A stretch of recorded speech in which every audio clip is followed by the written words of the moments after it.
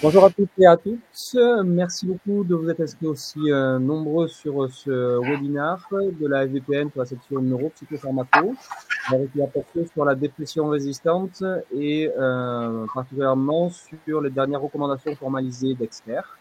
Elle va se diviser en trois parties. Une première partie qui sera présentée par le professeur Ludovic Samalin, qui est psychiatre à Clermont-Ferrand, qui va présenter la méthodologie de ces recommandations formalisées d'experts. Ensuite, une partie sur les stratégies thérapeutiques possibles, sur des réponses partielles et sur la résistance présentée par le docteur Antoine Lefebvre, qui est psychiatre à Marseille. Et enfin, on finira par un focus sur la kétamine et ses différentes formes par le docteur Bénédicte Nobilet, qui est docteur en pharmacie au CHU de Montpellier. Alors, pensez à vous devenir membre de la VPN. Et surtout, ce qui est plus important pour ce webinaire, vous avez un onglet en bas à droite, questions, où vous pouvez poser toutes les questions et on y répondra à la fin des trois présentations. Je vous souhaite un bon webinaire. Je passe la main au professeur Ludovic Samalin. Merci beaucoup Antoine, bonjour à tous. Donc webinaire qui nous donne cette opportunité de vous présenter donc la mise à jour des recommandations sur la dépression résistante sous l'égide de l'AFPBN. Et donc on trouvait que c'était quand même important de rappeler la méthode d'élaboration de ces recommandations pour comprendre aussi finalement comment on aboutit à ces recommandations. Alors, pour rappel, les fameuses RFE, les recommandations formalisées d'experts de la FPBN, ça va faire bientôt presque 15 ans que elles ont vu le jour grâce à la FPBN avec une première série de recommandations qui a débuté en 2010 autour de la prise en charge et le dépistage des troubles bipolaires, puis quelques années après autour de l'utilisation des antipsychotiques d'action prolongée. Et plus récemment, en 2017, il y a eu une première recommandation qui a été réalisée sur la prise en charge donc des troubles dépressifs résistants. Alors, évidemment, la question s'est posée d'une mise à jour de ces recommandations pour plusieurs raisons, à la fois parce que, évidemment, il y a eu une évolution des molécules disponibles et l'arrivée d'un certain nombre de molécules dans cette indication de dépression résistante nous a paru, il nous a paru important de mettre à jour les recommandations jusque-là proposées, mais également du fait de l'arrivée et de la publication d'une nomenclature assez consensuelle et précise en 2022 notamment, d'un consensus d'experts international qui a bien distingué et précisé les notions de dépression avec réponse partielle et les notions de dépression résistante. Donc on s'est dit que c'était une opportunité de mettre à jour nos recommandations et de se relancer donc du coup dans un travail d'élaboration. Alors justement ce consensus d'experts qui a redéfini entre guillemets les notions de dépression résistante et de dépression avec réponse partielle a proposé des définitions assez claires. Donc la dépression avec réponse partielle telle qu'elle est définie, c'est une réponse partielle à une ligne d'antidépresseurs bien conduits, c'est-à-dire pendant au moins 4 semaines et à une posologie suffisante. Et la dépression résistante, c'est une absence de réponse à 2 traitements antidépresseurs bien conduits, pareil, durant au moins 4 semaines. Avec, vous voyez aussi, de mécanismes d'action différents, c'est-à-dire que s'il y a eu par exemple un IRS en première ligne, on va considérer un IRSNA en deuxième tentative. Et donc, les patients qui souffrent de dépression résistante arrivent finalement au moment de la 3e ligne de traitement. Alors, pour bien distinguer notre méthode de ce que vous pouvez lire par ailleurs, on peut distinguer globalement 2 grands types de recommandations. Les recommandations dites basées sur les preuves, les evidence-based guidelines, et les recommandations de consensus, les consensus d'experts par exemple, donc les consensus-based guidelines. Alors, elles sont souvent complémentaires. Il y a même des recommandations professionnelles qui utilisent les 2 méthodologies. Les recommandations basées sur les preuves, comme leur nom l'indique, consistent à faire une revue systématique de la littérature sur le sujet. Donc, on prend par exemple toutes les molécules pour laquelle on a des études dans l'indication de dépression résistante, et on va les grader en fonction de ce niveau de preuve. C'est-à-dire qu'on va on va retenir des stratégies de première intention pour toutes les études associées à un niveau de preuve élevé, par exemple les études randomisées et contrôlées. Et puis dès qu'on a une étude non contrôlée ou non randomisée, on va être sur un niveau de preuve qui va être considéré comme étant moindre, et donc ça amènera plutôt des stratégies de deuxième ou troisième intention. La problématique qu'on a avec ces evidence-based guidelines, notamment sur un sujet comme celui de la dépression résistante, c'est qu'on a peu d'études, donc on a beaucoup de trous dans la raquette, et donc on ne peut pas élaborer véritablement de recommandations professionnelles sur ce sujet. Et donc, dans ce type de situation, évidemment, les evidence-based guidelines sont tout à fait intéressants parce qu'ils permettent finalement de proposer une méthode de recommandation et d'élaborer des recommandations là où le niveau de preuve est faible ou encore là où le sujet la thématique est sujet à controverse, ou encore, vous voyez, pour mettre en perspective des recommandations en pratique clinique. Alors, l'AFPBN a fait le choix d'emblée, depuis 2010, d'utiliser une recommandation dite formalisée d'experts. On a produit un guide méthodologique dédié d'ailleurs à ça, dont je vous en présente très rapidement quelques éléments. L'idée de ce travail, c'est vraiment de faire ça en deux temps. Il y a un premier temps qui vise à faire la revue systématique de la littérature et de voir quelles sont les données disponibles. Alors, pour ce travail-là, on n'est pas allé jusqu'à grader le niveau de preuve et élaborer des recommandations professionnelles basées sur les preuves disponibles. Mais par contre, ça a permis d'élaborer des questions en lien avec les données jusque-là disponibles pour justement aller combler les trous dans la raquette. Donc pour cela, on a tout d'abord mis en œuvre un comité d'organisation, donc Antoine Irondy et Hervé Javelot également, et sur lequel on a joint un comité scientifique avec donc Antoine Lefrère, Bénédicte Daubillet, qui se joignent à moi aujourd'hui pour vous présenter les résultats. Et donc le comité scientifique, il est en charge de développer un grand nombre d'étapes de la recommandation, puisqu'il va élaborer le questionnaire, il va contacter les experts pour définir le panel d'experts qui va coter les différentes questions qui seront proposées, et après on va formaliser ce que je vais vous présenter, les réponses des experts. Et ce qui était intéressant aussi, c'est que cette méthodologie associe aussi un comité de lecture indépendant qui permet à la fois de relire le questionnaire et les questions qui ont été élaborées, mais également de relire la publication finale, et qui permet d'avoir un regard beaucoup plus neutre. Probablement, vous savez, quand on travaille sur un sujet, au bout d'un moment, on est tellement plongé dedans qu'on perd un peu de hauteur, et donc ça nous a permis aussi d'avoir une trajectoire à un moment donné qui s'est un petit peu modifiée suite à cette relecture. Alors le panel d'experts, c'est un point important, la sélection du panel d'experts, pour la simple et bonne raison, c'est qu'il faut pouvoir justifier de l'expertise de nos experts. Donc on a mis en place depuis plusieurs années maintenant des critères de sélection des experts qui sont basés sur l'expérience clinique, mais également des expériences en termes de recherche. En fait, on s'est rendu compte par un travail précédent que il pouvait y avoir une moindre utilisation des recommandations professionnelles parce que les professionnels, les psychiatres par exemple, ont tendance à penser que souvent elles sont élaborées par des experts qui ne voient pas de patients en pratique. Et ça, on s'est dit, c'est quand même un point important. Donc l'ensemble des experts sélectionnés doivent avoir un minimum de pratique pour faire partie du panel d'experts. Donc vous voyez, on a fixé un nombre de patients minimum suivis pour dépression, ou en tout cas un pourcentage de leur activité clinique minimum en lien avec la thématique.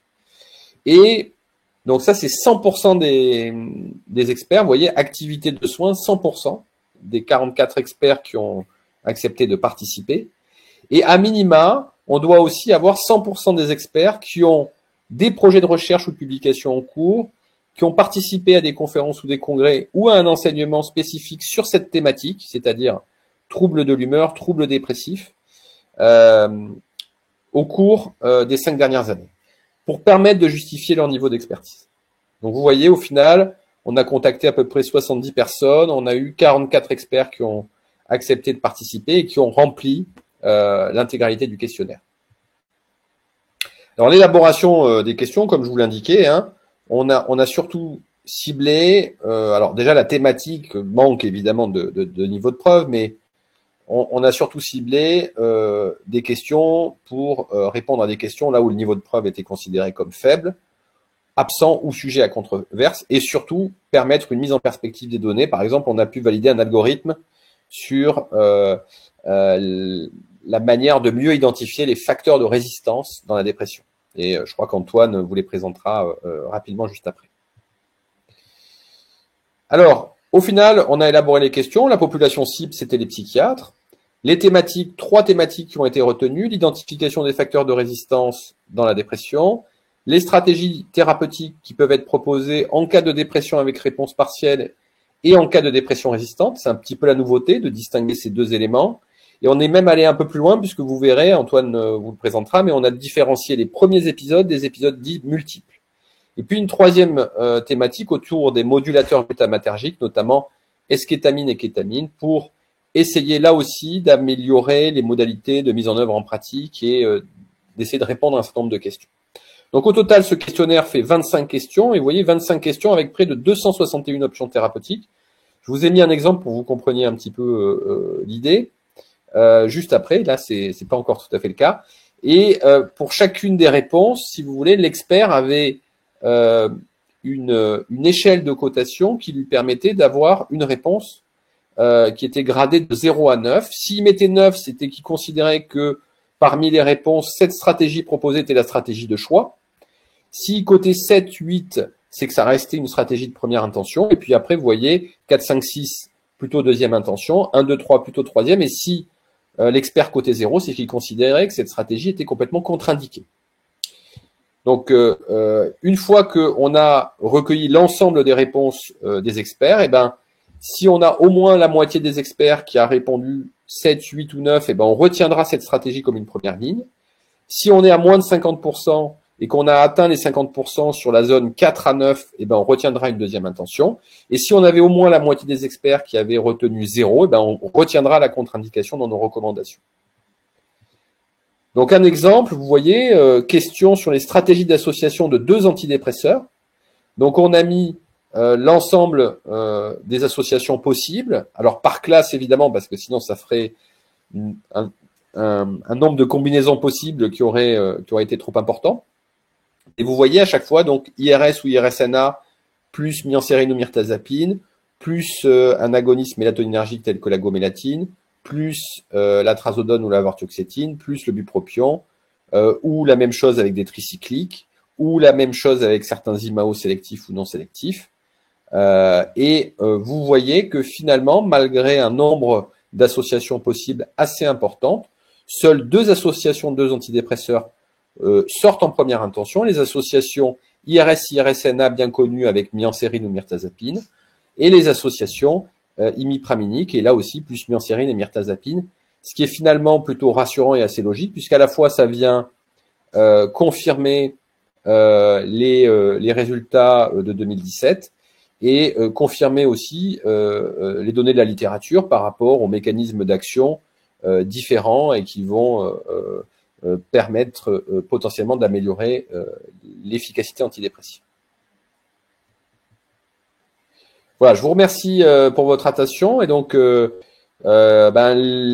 premiers résultats et les premières recommandations vont vous être proposées donc du coup par Antoine Lefrère à qui je passe la main pour la partie qui va concerner donc les stratégies thérapeutiques. Voilà, je vous remercie. Bonjour à tous, et donc je suis absolument ravi donc de vous présenter la suite de ces recommandations. Alors j'insiste après la présentation de Ludovic pour insister sur le fait que ce type de recommandation est, à mon avis et à notre avis, effectivement particulièrement intéressant dans le cadre de la pratique clinique et dans notre routine, et donc c'est pour ça qu'elles existent. Et donc moi, je vais essayer dans cette partie alors on a peu de temps pour on va dire balayer à peu près l'ensemble de ces recommandations, sauf la partie sur la kétamine. Donc je vais essayer d'aller assez vite et de vous proposer les messages essentiels. Alors, donc on va vraiment s'intéresser plutôt à ce qui se passe dans le cadre de, donc qu'est-ce que finalement au décours de ces recommandations d'experts, qu'est-ce que les experts recommandent en première intention, en seconde intention, dans le cadre de la dépression résistante et de la dépression avec réponse partielle. Alors même si Ludovic l'a déjà un peu rappelé brièvement, il y a un prérequis qui est indispensable pour qu'on parle tous de la même chose, c'est ces définitions que je vous propose, et qui sont des définitions a priori à peu près consensuelles. Donc la réponse à un traitement, en fait, c'est considéré comme une amélioration d'au moins 50% à une échelle de dépression. Donc on comprend déjà que le prérequis un peu indispensable, c'est de faire une échelle de dépression quand on a un patient qui présente un épisode dépressif, et de refaire cette échelle de dépression quand le traitement a été instauré à bonne dose et suffisamment longtemps pour évaluer si le patient répond. Donc la réponse est, on a dit, au moins 50% à une échelle de dépression. L'absence de réponse, c'est une amélioration qui est inférieure à 25% sur une échelle de dépression. La réponse partielle, c'est entre les deux, en fait, c'est une amélioration entre 25 et 50% sur une échelle de dépression. Et donc, assez logiquement, la définition de la dépression avec réponse partielle, comme l'a dit un peu Ludovic, c'est une réponse partielle, donc entre 25 et 50%, un traitement antidépresseur bien conduit, au moins 4 semaines, à une posologie suffisante. Et la dépression résistante, c'est l'absence au moins à 2 traitements bien conduits, de mécanismes différents, au moins 4 semaines, à posologie suffisante. Donc ça, c'est vraiment le prérequis indispensable. Ensuite, je vous ai remis ça parce qu'effectivement, dans l'article est écrit en anglais, et donc c'est pour qu'on ait un peu les mêmes termes, même si c'est des traitements évidemment que vous connaissez bien. Donc les SSRI qui sont les ISRS, les SNRI qui sont les ISRSNA, les NASA, donc les antagonistes alpha-2, la myocérine et la mirtazapine, les SARI que sont la vortioxétine et la trazodone, les TCA ou les tricycliques, le NDRI ou le bupropion, les MAOI ou IMAO, bien connus également, et l'agoniste mélatoninergique, la gomélatine, et enfin la tianeptine. Ça, c'est les traitements antidépresseurs qu'on avait proposés au panel d'experts donc pour élaborer les recommandations. Donc, on a balayé la grande majorité des traitements antidépresseurs qu'on retrouve actuellement disponibles en France. Autre prérequis indispensable quand vous êtes dans le cas, donc vous êtes devant un patient qui présente une dépression visiblement avec une réponse partielle ou une dépression résistante, on a insisté dans ces recommandations pour faire un bilan avant de changer éventuellement l'arsenal thérapeutique. Et donc, il y a des choses qui semblent d'après les experts assez nécessaires à faire, qui sont déjà de vérifier qu'il y avait une résistance, donc vérifier que le patient prenne bien le traitement, que la posologie soit adaptée, que la durée de traitement soit suffisante également. Et dans ce contexte-là, on recommande assez volontiers d'aller doser dans le plasma donc les traitements antidépresseurs. Tout peut se doser actuellement, et donc ça se fait assez facilement en routine clinique. Et donc là, vous avez 3 cas de figure. Le premier cas de figure, c'est vous êtes finalement dans la fourchette adéquate du traitement pour la posologie que vous avez utilisée. Donc, ce qui est recommandé dans ce cas-là, c'est d'essayer d'aller screener, vérifier qu'il n'y ait pas des pathologies intercurrentes, notamment non psychiatriques, qui puissent favoriser ou du moins aggraver la dépression et expliquer au moins partiellement cette résistance thérapeutique. Et donc, il faut éliminer qu'il n'y ait pas des carences en vitamines, des pathologies neurologiques, endocriniennes, des maladies de système inflammatoire, etc., ou de la iatrogénie. Et donc, ce que je vous propose là, c'est en fait, c'est pas moi qui vous le propose d'ailleurs, c'est plutôt le panel d'experts, de faire un bilan biologique assez complet, mais assez standard également, qui est en fait donc celui que vous voyez affiché. Alors, même si je vous ai dit, il faut en premier lieu rechercher des facteurs qui soient non psychiatriques, il faut toujours penser quand même, dans le cas d'une dépression résistante, de vérifier que le patient ne présente pas un trouble bipolaire, parce qu'on sait que dans le cas d'un trouble bipolaire, c'est pas forcément les traitements antidépresseurs qui sont les traitements de première intention, et donc ils peuvent expliquer que ça fonctionne pas, et donc on peut aller volontiers faire passer une échelle assez simple comme le MDQ, et après faire un bilan qui est celui que vous voyez, donc NFS, iono-urécréate, les enzymes hépatiques, un bilan métabolique, vérifier qu'il n'y a pas de syndrome métabolique, les hormones thyroïdiennes, TSH-T4, doser les vitamines, B9, B12 et vitamine D, vérifier qu'il n'y a pas une inflammation sous-jacente, donc doser la CRP, faire une IRM cérébrale dans ce contexte-là, et peut-être ce qui est un peu moins fait systématiquement en clinique, c'est une évaluation un peu plus approfondie du sommeil, et donc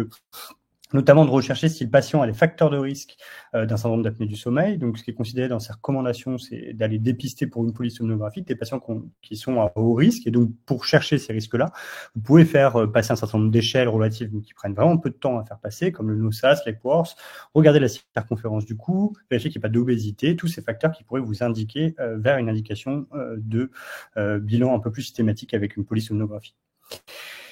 Deuxième cas de figure, vous êtes au-dessus, par une posologie habituelle, au-dessus de la fourchette recommandée, et donc il faut aller rechercher dans ce contexte-là s'il n'y a pas des facteurs pharmacocinétiques qui pourraient expliquer que vous êtes au-dessus de ce dosage thérapeutique, et donc au premier rang desquels l'insuffisance rénale et l'insuffisance hépatique. Si vous avez éliminé ça, de plus en plus en routine, on va recommander d'aller faire des bilans de pharmacogénotypage pour regarder si le métabolisme, notamment du 2D6 et du 2C19, qui métabolise la grande majorité des traitements antidépresseurs proposés, et avec s'il n'y a pas de mutation et d'anomalies qui peuvent, on va dire, modifier ce métabolisme. Et donc, en l'occurrence, si vous êtes sur un dosage au-dessus, vérifiez que votre patient n'est pas un métaboliseur lent.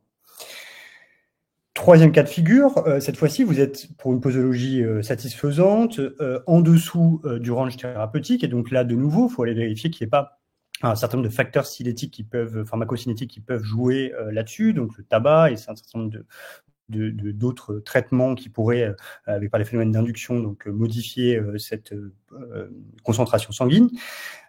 Et si c'est pas le cas, là aussi aller un peu plus loin, proposer un bilan de pharmacogénotypage pour vérifier cette fois-ci si votre patient n'est pas un métaboliseur ultra rapide. Et donc ça, maintenant, vraiment, ça peut se faire assez facilement et ça peut permettre d'adapter les posologies et éventuellement de modifier un peu la prise en charge de vos patients. Une fois que vous avez fait ce bilan, que dans la mesure du possible, on a corrigé les anomalies qui pouvaient être corrigées, s'offrent à vous plusieurs types de stratégies.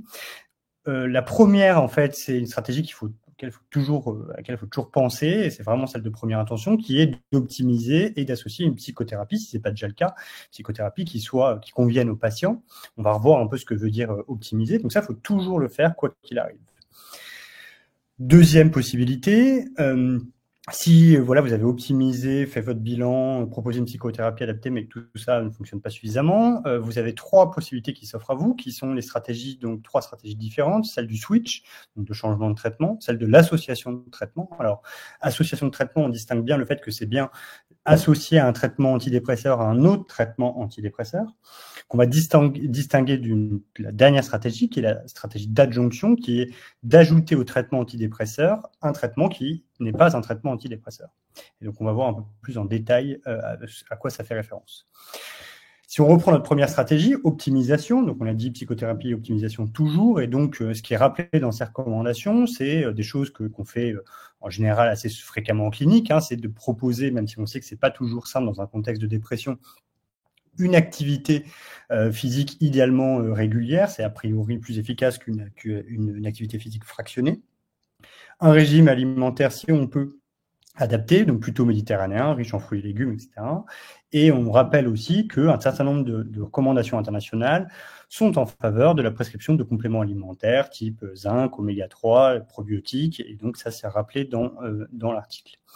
Et enfin, il faut évidemment aller rechercher des facteurs aggravants, donc problématiques d'alcool, de tabac, d'addiction, des choses comme ça qui peuvent favoriser là aussi ou majorer les symptômes dépressifs et majorer aussi également la résistance thérapeutique. Donc ça, il faut toujours faire ça. Si maintenant c'est pas suffisant, on a dit qu'il y avait trois possibilités. La première, c'est celle du switch, donc ça c'est celle d'un changement de traitement. Donc en général, on va privilégier cette stratégie quand il y a vraiment aucune réponse au traitement. Vous voyez vraiment, vous mettez un traitement, vous voyez qu'il n'y a rien qui bouge, ou que les traitements sont vraiment mal tolérés, ou qu'il y a trop de traitements, nombreux traitements associés, et donc vous voulez un peu simplifier l'ordonnance. Deuxième stratégie possible, celle de la combinaison, enfin de l'association, pardon. Et donc là, c'est combiner deux antidépresseurs. Et donc là, vous voyez, c'était déjà le cas. En fait, c'est des choses vraiment classiques qui sont reprises dans ces recommandations, qui étaient déjà là dans les premières. Donc c'est l'association des traitements antidépresseurs comme les ISRS ou les ISRSNA avec les NASA, les alpha ou alpha-2 bloquants, donc la myocérine et la mirtazapine, ou en première ligne également les tricycliques avec les NASA. Et en seconde ligne, par la mise à jour de ces recommandations, les experts recommandent également la combinaison ou l'association avec des traitements comme l'agomélatine, ISRS ou ISRS-NA et agomélatine, ou une dernière ligne qui est ISRS et bupropion. Dernière possibilité, donc on a dit qu'il y avait une dernière stratégie qui était celle de l'adjonction. Donc l'adjonction, je rappelle que c'est l'association d'un traitement qui n'est pas un traitement antidépresseur ou traitement antidépresseur que vous avez prescrit. Et donc là, plusieurs choses qui étaient déjà présentes dans les premières recommandations, mais aussi également des nouvelles. Donc c'est celles qui sont un peu cochées là sur la slide. Donc dans les add-ons, en première intention, on recommande de nouveau la prescription des thymorégulateurs, donc comme le lithium ou la lamotrigine, des antipsychotiques à faible dose, comme la kétiapine, l'aripiprazole. Là également, nouveauté assez intéressante, molécule qu'on a piquée au neurologue, qui est le pramipexole ou le cifrol, qui peut avoir un intérêt donc dans cette stratégie d'add-on, et également des stratégies de neurostimulation ECT et RTMS. Seconde intention, d'après les experts, on retrouve la prescription de triiodothyronine, d'autres antipsychotiques à faible dose, donc l'olanzapine, le Soluan, la risperidone, et vous retrouvez la kétamine. Alors pardon, je ne vous l'ai pas dit dans la première partie, là, dans les first line, puisque je ne voulais pas spoiler Bénédicte qui va vous en parler après. On peut aussi en add-on ajouter l'eskétamine, et en seconde ligne, comme vous le voyez, on peut ajouter la kétamine IV cette fois-ci. Dernière chose, le méthylphénidate et la TDCS qui sont intéressantes également en seconde ligne d'après les experts dans ces stratégies d'adjonction. Alors ça, c'était les différentes stratégies possibles. Maintenant, si on rentre un peu plus concrètement dans le cadre de, vous avez un patient qui a une dépression avec réponse partielle, il y a deux cas de figure possibles, effectivement Ludovic l'a rappelé. On a distingué dans ces recommandations si un patient en fait présentait un premier épisode dépressif avec une réponse partielle, d'un trouble dépressif finalement récurrent, donc un nouvel épisode dépressif avec des antécédents de dépression, et donc plusieurs épisodes dépressifs caractérisés. Alors si on est dans le cas d'une dépression avec une réponse partielle, je rappelle, une réponse entre 25 et 50% au traitement que vous avez utilisé, deux stratégies s'offrent à vous. La première, dans le cadre d'un premier épisode, c'est celle du switch. Et donc là, des choses assez classiques, les ISRS, les ISRS-NA, les NASA en première ligne, et en seconde ligne, les tricycliques, les SARI et la gomélatine.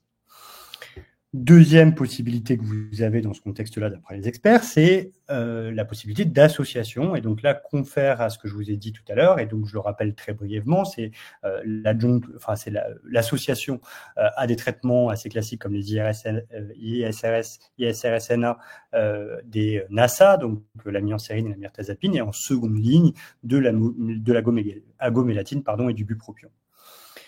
Donc ça, c'était vraiment dans le cadre premier épisode. Si maintenant vous êtes dans un contexte de troubles dépressifs récurrents, on va retrouver la même stratégie. Vous pouvez switcher de traitement sans problème avec les mêmes stratégies que si c'était le premier épisode. Vous pouvez également associer des traitements antidépresseurs, ce que je viens de vous réexpliquer. Et vous pouvez, cette fois, d'après les experts, il est licite d'envisager une stratégie add-on, donc ce qu'on a déjà vu, les thymorégulateurs faible dose, les antipsychotiques faible dose, le cifrol, les ECT, les RTMS, la triiodothyronine, les autres antipsychotiques, les l'olanzapine, le Soluan et la risperidone, la possibilité d'ajouter la skétamine ou la kétamine, le méthylphénidate, la TDCS. Dernière slide avant de passer la main à Bénédicte qui vous parlera, qui vous fera un focus sur la skétamine. Donc c'est maintenant vous êtes dans un contexte de dépression résistante. Donc on a vu dépression avec réponse partielle. Maintenant vous êtes vraiment dans le cadre de la dépression résistante. Et donc là, qu'est-ce qui est licite d'après nos experts? Vous avez là aussi, on a distingué premier épisode VS troubles dépressifs récurrents. Dans un contexte de premier épisode, vous allez retrouver des premières lignes qui sont les ISRS et les IRS-NA. En seconde ligne, des traitements peut-être un peu plus incisifs, donc les tricycliques, les IMAO, le bupropion, les SARI ou la thiazépine. Vous pouvez aussi d'emblée faire une association et cette fois-ci, contrairement à la dépression avec réponse partielle, vous pouvez d'emblée, même si c'est un premier épisode, ajouter et opter pour la stratégie add-on. Vous êtes maintenant dans le cadre d'un trouble dépressif récurrent avec une dépression résistante. Et donc là, vous voyez que les experts estiment licite de envisager dès les premières lignes un changement de traitement pour des traitements un peu plus incisifs. Notamment, on va retrouver les IMAO et le bupropion. En seconde ligne, les tricycliques, les SARI ou la gomélatine. Et vous pouvez également opter pour les stratégies de combinaison, enfin, d'association de traitements antidépresseurs, celles qu'on a déjà vues. Donc muancérine, mirtazapine, agomélatine et bupropion, ou les stratégies d'add-on. Donc je vais, voilà, j'espère avoir pu en peu de temps balayer à peu près l'ensemble. Maintenant, je vais pouvoir passer la main à Bénédicte qui va vous faire voyager avec la scétamine et la kétamine, puisqu'elle est en direct de l'aéroport Charles de Gaulle. Bonjour à tous. Donc, comme l'a dit Antoine, je m'excuse, je suis en direct de l'aéroport suite à une erreur sur mon emploi du temps. Donc, je vais essayer de faire au mieux. Donc, moi, je vais faire un focus sur les scétamines et la kétamine. Donc, déjà, un premier rappel. Donc, la kétamine est un psychédélique dit non classique puisqu'il a des effets psychotomimétiques et dissociatifs. L'effet est dose dépendant et juste en fait l'eskétamine est juste l'énantiomère de la kétamine, ce qui permet une administration intranasale alors que la kétamine sera administrée par voie intraveineuse. Donc les effets vont apparaître 10 à 30 minutes après le début de la perfusion ou de l'administration intranasale pour une durée en moyenne de 4 heures. Au niveau du mécanisme d'action, le mécanisme d'action principal est un antagonisme des récepteurs NMDA, ce qui va aboutir à une augmentation des concentrations de glutamate. Et donc, à ça va s'ajouter un agonisme indirect des récepteurs AMPA. Et tout ça va contribuer à stimuler l'influx nerveux et aussi à stimuler la synaptogénèse via notamment l'augmentation de BDNF. Et la kétamine et l'eskétamine ont aussi des effets anti-inflammatoires, ce qui est intéressant donc dans la dépression résistante. Donc au niveau des recommandations d'experts, comme l'a dit Antoine, les indications recommandées par les experts sont donc les recommandent comme traitement add-on d'un traitement antidépresseur en première ligne lorsqu'il s'agit d'épisodes multiples de dépression avec réponse partielle ou en première ligne quand il s'agit de dépression résistante. Pour un premier épisode de dépression résistante, ce qui va motiver l'indication en première ligne de ces deux traitements, c'est la présence d'un épisode modéré à sévère ou la présence d'idées suicidaires ou une tentative de suicide récente, c'est-à-dire datant de moins d'une semaine. Et enfin, elles seront indiquées en add-on en première ligne pour les épisodes multiples de dépression résistante.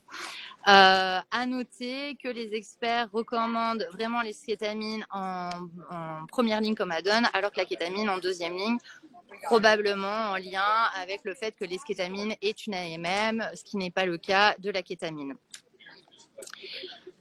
Au niveau des traitements antidépresseurs qu'on peut associer avec ces deux molécules, pour les antidépresseurs associés avec l'eskétamine, les principaux, ceux qu'on retrouve en première ligne sont les ISRS, tels que fluoxétine, sertraline, etc. Les ISRNA, comme la venlafaxine, la duloxétine, et les NASA, tels que la mirtazapine ou la miancérine. Et en deuxième ligne, associée avec l'eskétamine, on va retrouver les tricycliques et la vortioxétine. Quant à la kétamine, tout type d'antidépresseur est recommandé en association avec elle en première ligne. Au niveau des posologies et des fréquences d'administration, l'eskétamine va s'administrer à une posologie de 56 à 84 mg chez l'adulte sain et 28 mg pour le patient âgé. Il y a 3 phases. La phase d'induction qui est des semaines 1 à 4 où on va avoir 2 administrations par semaine. La deuxième phase qui va être des semaines 5 à 8, on va avoir une administration par semaine. Et enfin, la phase de maintenance à partir de la semaine 9 où on va avoir une administration par semaine ou une fois toutes les 2 semaines. Pour la kétamine, les posologies sont de 0,5 mg kg chez l'adulte sain et 0,2 mg kg chez le patient âgé, avec une fréquence d'administration identique à l'eskétamine, sauf si là, on l'utilise en deuxième ligne, où là, on aura 2 administrations à 48 heures d'intervalle. Donc ça, c'est principalement en cas d'idées suicidaires ou de tentatives de suicide récentes. Au niveau de la surveillance, lors de l'administration, on va surveiller la conscience avec l'échelle de Glasgow, tout ce qui est pression artérielle, fréquence cardiaque, fréquence respiratoire. On va surveiller l'apparition des faits indésirables courants, tels que la sédation, la somnolence et la dissociation, des symptômes des voies urinaires et de la vessie, et aussi une surveillance locale au site d'injection. À savoir que pendant l'administration de l'eskétamine et les perfusions de kétamine, il y a une surveillance en continu qui doit être faite par un professionnel de santé pendant 40 minutes après la fin de l'administration ou de la perfusion, voire même aussi longtemps que nécessaire s'il y a survenu d'un effet indésirable. Comment est-ce qu'on arrête la kétamine et l'eskétamine? Alors, d'après les experts, si on a une réponse clinique satisfaisante à ces deux traitements, il faudra une durée minimale de 6 mois de traitement. Si on a utilisé ces traitements en première ligne, on arrêtera lorsque la fréquence d'administration est à une fois toutes les 2 semaines. Et si ça a été utilisé en deuxième ligne, on arrêtera lorsque la fréquence d'administration sera à une fois par semaine. Et ce, peu importe la dose reçue de kétamine ou d'eskétamine. Donc là, vous pouvez voir en fait toutes ces recommandations sur ce graphique-là avec les posologies, les fréquences d'administration et les modalités d'arrêt. Et j'ai fini. Et merci pour votre attention. Et encore désolée pour le petit bruit derrière. Merci beaucoup, Bénédicte. Merci à vous trois. On a un certain nombre de questions. Alors, peut-être que je prendrai la main pour répondre à la partie kétamine pour pas bloquer trop Bénédicte. Alors, parmi les questions que l'on retrouve, il y en a une peut-être, alors même si la plupart sont pour tous les trois, une sur quel type d'échelle psychométrique par rapport à ce que tu disais Antoine, où il y a la nécessité de monitorer d'un point de vue symptomatique la réponse au traitement ou la non-réponse au traitement. Est-ce qu'il y a une échelle qui est plus favorable qu'une autre ou peu importe l'échelle? Alors pour moi, mais je laisserai aussi vos avis d'experts, notamment de la dépression résistante, mais pour moi, il n'y a pas une échelle qui est particulièrement recommandée. En tout cas, ce qui est sûr, c'est que déjà, en pratique clinique et en routine, si de façon assez systématique, il y a une échelle qui est réalisée avant et après le traitement. Après, effectivement, les échelles très classiques comme la MADRS, la PHQ-9 ou des choses comme ça sont pour moi, à mon avis, toutes utilisables. Après, je ne sais pas si vous, de votre côté, il y en avait une préférentielle. Moi, je sais que j'utilise bien volontiers la MADRS, mais c'est un peu un choix personnel et en lien avec les centres experts. Je ne sais pas si vous utilisez d'autres types d'échelles, mais il y a pas, je ne crois pas qu'il y ait un consensus pour dire il y a cette échelle qu'il faut absolument favoriser par rapport à une autre. Non, je suis d'accord avec toi. Je crois qu'ils ont toutes des avantages et des inconvénients. C'est une échelle qui doit convenir aux praticiens. Après, toutes les échelles qui ont été proposées là ont été validées. Donc, à partir du moment où on utilise une échelle qui est validée, il n'y a pas de souci par rapport à ça. Il y a une autre question qui pose sur. Vas-y, pardon. Par rapport à ça, ce que je trouve intéressant, c'est que la définition actuelle de la dépression résistante, théoriquement, nous engage à utiliser systématiquement dans notre pratique clinique une échelle d'évaluation. Puisque théoriquement, pour évaluer une réponse partielle ou une absence de réponse, cette définition, elle est basée sur soit une absence d'amélioration à la MADRS ou à une autre échelle, comme on l'a dit, soit une réduction inférieure à 50%, enfin une amélioration inférieure à 50%. Donc en théorie, ce que je trouve intéressant, c'est que ça voudrait dire que dans notre pratique clinique, on devrait plus systématiquement utiliser une échelle d'évaluation de la dépression, et probablement c'est pas ce qu'on fait, moi le premier d'ailleurs. Probablement on va noter sur nos observations des éléments cliniques, une évolution perçue, mais peut-être que si on mettait plus systématiquement des scores à des échelles d'évaluation, probablement qu'on aurait un regard peut-être un peu différent de l'évolution des patients. Toujours sur la partie un peu monitoring, il y a une question de quid de doser la ferritine dans le bilan initial. Tu as parlé, Antoine, de la CRP, de la fonction anale, fonction hépatique, TSH. il y a une des personnes en ligne qui pose la question de doser la ferritine. Ouais, alors c'est vrai que c'est peut-être un oubli, mais oui, je pense que c'est bien de doser la ferritine et de vérifier quand même que notamment le bilan martial, etc. est complètement normal. Et donc, je pense que il est de bon ton effectivement de le faire de façon systématique. Alors, j'ai peut-être fait un manquement par rapport. Il me semblait que c'était prescrit effectivement à vérifier dans l'article, mais il me semblait que c'était proposé. C'est peut-être un oubli de ma part dans le. Mais oui, je pense qu'il faut le faire. Ouais.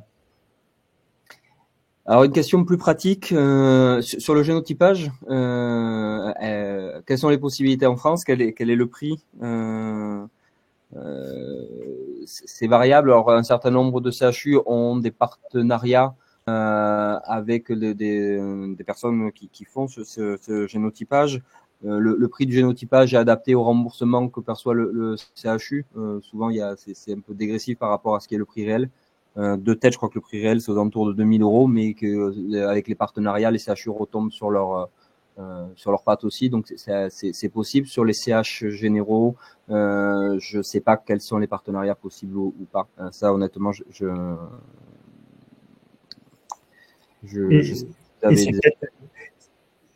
Et pour préciser un peu, je trouve que c'est pareil, je trouve que c'est vraiment intéressant de les remettre dans les recommandations, parce que c'est des choses, on a le sentiment que plus ça va, en tout cas, plus il y a quand même un certain nombre de services de pharmacologie qui peuvent proposer des adaptations, un peu des posologies en fonction de ces bilans de pharmacogénotypage. Donc, même si ça a un coût aujourd'hui, effectivement, l'accessibilité est peut-être pas encore suffisante, mais justement, ce type de recommandation, à mon avis, elle permet un peu d'inscrire un peu les choses d'un point de vue, justement, recommandation, et donc peut-être de faire augmenter l'accessibilité à ce type d'examen qui, à mon sens, plus ça va aller, plus on pourra y avoir accès en routine clinique, quoi. Sur les stratégies thérapeutiques, on nous pose la question à plusieurs, ça a été posé plusieurs fois, c'est est-ce qu'il est nécessaire d'une hospitalisation pour utiliser la kétamine IV? Il faut au moins une hospitalisation de jour. Ça paraît compliqué de le faire sur de la consultation à proprement parler, du fait de la surveillance, que tout ce qu'a présenté Bénédicte. Au minima, une hospitalisation de jour. Oui, c'est ça. Tu as tout à fait raison, Antoine. Au moins une hospite de jour. Après, effectivement, c'est pas la peine de passer une nuit à l'hôpital, mais en hospite de jour, ça se fait très bien. Il y a de plus en plus de CHU qui le font aussi, donc je pense qu'il faut pas hésiter à envoyer les patients, enfin de se renseigner quel CHU autour de soi le fait pour pouvoir envoyer les patients là-bas. Et juste pour revenir à la question d'avant, il y a David Sekili qui disait que lui, sur son établissement, l'établissement a négocié aux alentours de 850 €. Nous, sur le CHU, c'est aux alentours de 1 000 €. En fait, ça se négocie entre le partenaire qui fait le génotypage et l'établissement. Donc, c'est variable. Ça, il faut prendre contact auprès de vos établissements respectifs pour ceux qui sont sur des établissements hospitaliers. Il y a une question, Bénédicte, tant que tu es encore là. On a soulevé la question des effets secondaires à long terme de la kétamine. Oui, alors j'avoue ne pas avoir connaissance d'effets secondaires vraiment à long terme de la kétamine. Généralement, ce sont des effets secondaires assez immédiats qui se résolvent de façon progressive après l'arrêt de la perfusion, d'autant plus que la kétamine est très rapidement éliminée du corps. En moins de 24 heures, on n'a plus rien dans le sang.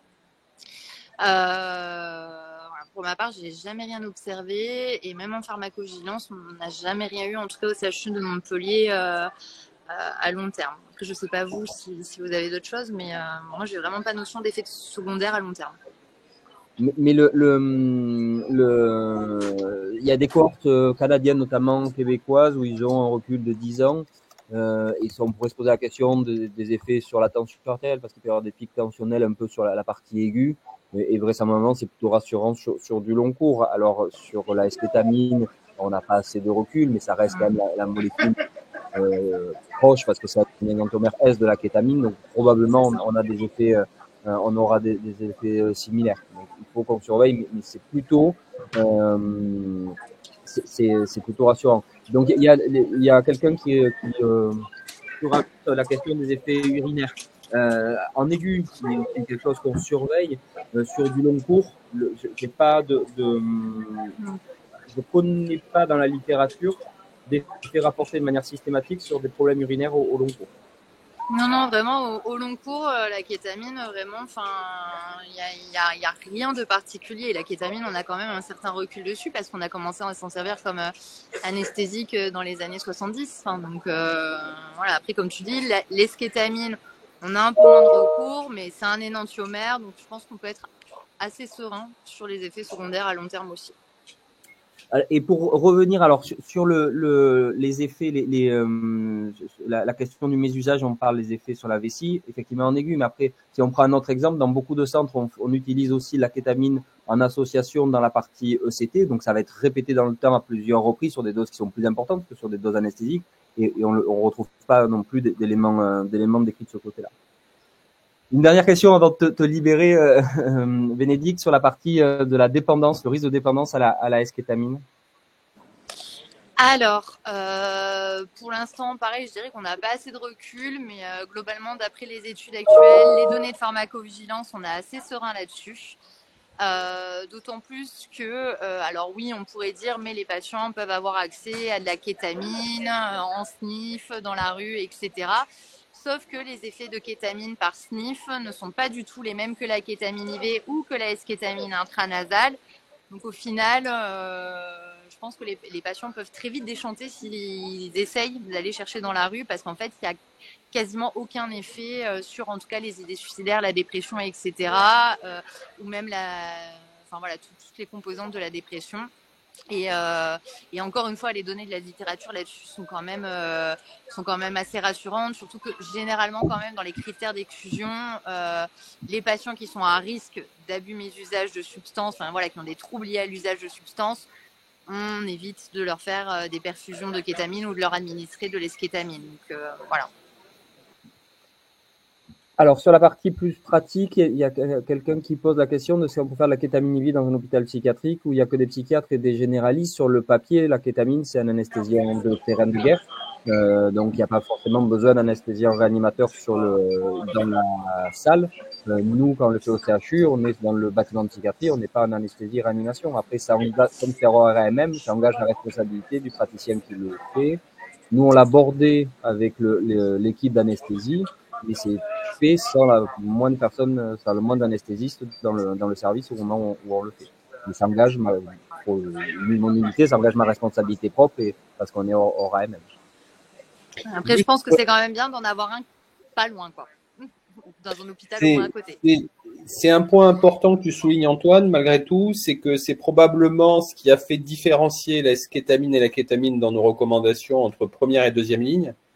C'est que du fait qu'il y en ait un qui est l'AMM et pas l'autre, probablement que là aussi, je dirais qu'avec l'AMM, on a des recommandations en termes de surveillance et de modalités de délivrance qui sont précises, alors que dans l'autre cas, comme tu l'as dit, on engage un petit peu plus sa responsabilité si ça se passe pas tout à fait comme prévu. Donc je pense que c'est aussi pour cette raison-là que le positionnement des experts a été fait, parce que pour rappel en France, dans les indications dépression avec réponse partielle ou dépression résistante, en fait on n'a que deux molécules. Il y a la kétiapine qui se rapproche de la définition de la dépression avec réponse partielle, et la skétamine pour les formes dites résistantes après échec à 2 antidépresseurs. Donc nos recommandations, elles élargissent le champ, mais effectivement probablement que le panel d'experts en a tenu compte. Alors, on pose la question de la liste des hôpitaux qui pratiquent la kétamine. Ça, je peux pas dire. La plupart maintenant des services universitaires le font, mais je n'ai pas une liste connue de qui le fait et qui le fait pas. Je sais pas si vous avez les uns et les autres, mais je crois pas qu'il y ait une liste connue pour dire. Non. Les centres hospitaliers universitaires le proposent. Ouais, ça. Entre kétamine et skétamine, normalement, dans chaque région, vous trouverez un centre qui peut le réaliser. Voilà. Après, c'est un petit peu la même problématique que pour les ECT, la RTMS, etc. C'est une pratique qui n'est pas forcément homogène sur le territoire. Une question un peu plus ciblée sur la présentation d'Antoine.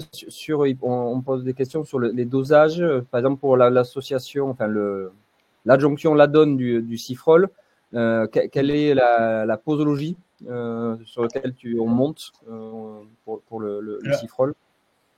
Alors, c'est vrai hein, qu'il n'y a pas, en tout cas, ça ne fait pas partie des choses qu'on a établies clairement, quelle posologie avec les experts il faut identifier. Après, comme ce qu'on peut proposer comme réponse, c'est de toute façon, c'est pas monter au-dessus de 1 gramme. Hein, donc, ce qui est plutôt, moi, ce que j'avais vu dans la littérature, ce qui était plutôt favorisé, c'était plutôt du Cifrol à libération prolongée. Et donc, on peut commencer, mais encore que ça dépend des études, et commencer par du 0,26 et après, en fonction de la réponse clinique, monter jusqu'à 1 gramme, en fonction effectivement aussi de la tolérance, quoi. Mais aujourd'hui, il n'y a pas, là aussi, hein, vu qu'on est dans des prescriptions RAMM, on n'a pas de consensus très clair sur la posologie qu'il faut utiliser sur le Cifrol. Néanmoins, s'il y a une bonne tolérance et par exemple qu'on voit un début d'efficacité, on peut se permettre de monter, à mon avis, je ne sais pas votre pratique, mais moi je monte facilement jusqu'à 1 gramme en général. Absolument, 1,5, ouais. Ouais, 1,5, ça dépend. J'avais regardé pour une présentation sur un congrès, les Américains montent jusqu'à 2,5. Moi, ça m'est jamais arrivé de monter aussi haut, mais 1,5, 2, ça m'est arrivé en débutant à 0,18 ou 0,26 mg. Mais c'est vrai que c'est souvent, ça se rapproche plus de ce qu'on utilise sur les syndromes de jambes à repos que sur la maladie de Parkinson. Pour le Sinomel, il y a la même question. Je crois que là, encore une fois, la réponse est un peu similaire, c'est que ça dépend aussi de la réponse. Les études ont l'air de montrer, c'est qu'il faut cibler la TSH la plus basse possible dans la fourchette. C'est ce qui semble être la meilleure réponse. Alors, on commence sur 25 microgrammes, on augmente progressivement. Mais l'idée, c'est ça, c'est que de se rapprocher sur une TSH assez basse. Et il y a une autre question sur le lithium, quel dosage et quelle lithémie pour la dépression versus le trouble bipolaire? Alors là, c'est un peu pareil, mais c'est-à-dire parce que souvent les études elles sont faites quand même, c'est plutôt des études nord-américaines et donc on n'a pas forcément tout à fait les mêmes formes de lithium. Mais globalement, ce que j'avais vu moi comme type de prescription, c'est plutôt de se focaliser sur la lithiémie avec des lithiémies cibles assez habituelles. En fait, si on est en libération immédiate entre 0,6 et 0,9, quoi. J'ai vu des études où ils parlaient à peu près d'une dose cible en fait qui fonctionnait plutôt bien aux alentours de 750 mg par jour, mais évidemment ça dépend des patients et ça dépend de la réponse et ça dépend de la lithiémie. Le deuxième chose que j'avais vu qui était intéressante sur le lithium, c'est que il y avait notamment sur la durée en fait de prescription de lithium, combien de temps on met. Là aussi en fait il n'y a pas de choses très clairement établies et très consensuelles, mais ce qui avait été rapporté dans les études, c'était que quand ça fonctionnait l'ADON lithium, il y avait aussi un autre effet qui était bénéfique, c'était d'éviter qu'il y ait une rechute de l'épisode dépressif caractérisé, et donc ne pas hésiter dans ce contexte-là à maintenir le lithium tout au long de la prise en charge, avec le traitement antidépresseur, quoi, et donc de maintenir cette ADON pendant plusieurs mois s'il le fallait, parce qu'il y avait aussi cet effet bénéfique de prévention de la rechute dépressive, quoi. Voilà. Alors, je regarde juste, là, on a encore le temps pour une ou deux questions. Il y a une question de quand est-ce qu'on fait le dosage plasmatique de l'antidépresseur par rapport à la dernière prise. Alors, il y a plein de choses qui ont été essayées dans la littérature. Nous, on avait discuté avec l'équipe de pharmacologie et la biologie. Le plus interprétable par rapport aux grilles de lecture de ces résultats-là, c'est un résiduel. C'est avant la prise d'après. C'est très simple quand c'est en hospitalier, c'est très simple quand c'est le matin, c'est plus compliqué quand c'est dans le labo en ville et que le traitement est pris le soir parce que l'heure de fermeture du labo ne colle pas forcément avec l'heure de la dernière. Donc ça, il y a une problématique qui est un peu plus compliquée, mais idéalement résiduelle.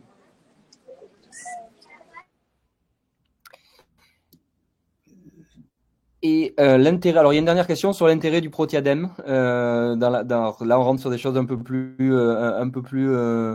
spécifiques. De manière générale, les tricycliques ont quand même des mécanismes d'action qui sont assez proches. Le protiadème, c'est plutôt même un tétracyclique. Quand on avait regardé, alors c'est plus de la partie littérature que vraiment des choses que l'on observe dans la pratique de tous les jours. Il semblerait qu'il y a moins d'effets anticholinergiques avec le protiadème.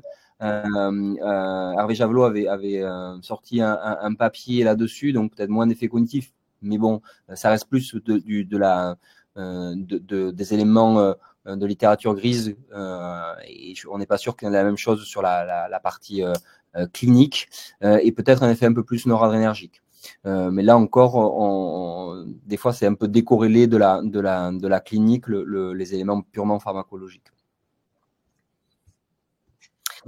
Alors, il y a une dernière question. Donc, s'il n'y a pas d'autres questions, on va encore une fois vous remercier pour les connexions et de vous être inscrits à ce webinaire. Je vais remercier les 3 intervenants pour avoir participé à ce webinaire, et prenez note dans vos agendas que le prochain webinaire de la FVPN est sur le sommeil avec les professeurs Jean-Arthur Microfonti et le professeur Pierre-Alexis Geoffroy sur sommeil, somnolence et traitement plutôt similaire. Je vous souhaite une bonne journée. Merci. Merci à vous. Merci, au revoir. Au revoir.